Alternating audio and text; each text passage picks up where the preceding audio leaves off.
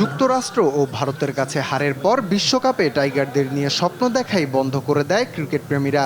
সব সমালোচনা পেছনে ঠেলে লঙ্কা বধ দিয়ে বিশ্বকাপের সূচনা করেছে বাংলাদেশ। আত্মবিশ্বাস ফিরে পেতে এ জয়টা খুব দরকার ছিল, এমনটা মনে করেন সাবেক ওয়ানডে অধিনায়ক তামিম ইকবাল। ইএসপিএন ক্রিকইনফোর সঙ্গে আলাপকালে দলের এই ওপেনার বলছেন, ক্রিকেটাররা এখন মানসিকভাবে স্বস্তিতে থাকবেন।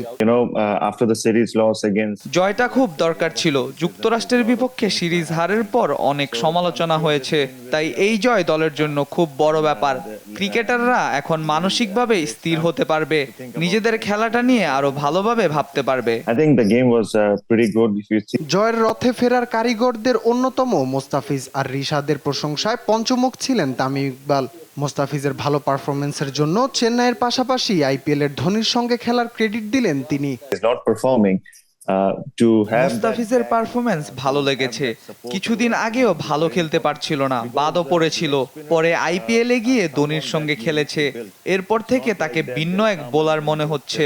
শান্তভাবে খেলছে। ও ভালো খেললে বিশ্বকাপে বাংলাদেশের ভালো করার সম্ভাবনা বেড়ে যায়। তামিম মনে করেন, মোস্তাফিজরা ভালো খেললেই বিশ্বকাপে টাইগারদের জয়ের সম্ভাবনা বেড়ে যাবে। রাফিউল ইসলাম রাতুল, স্পোর্টস ডেস্ক, দেশ টিভি।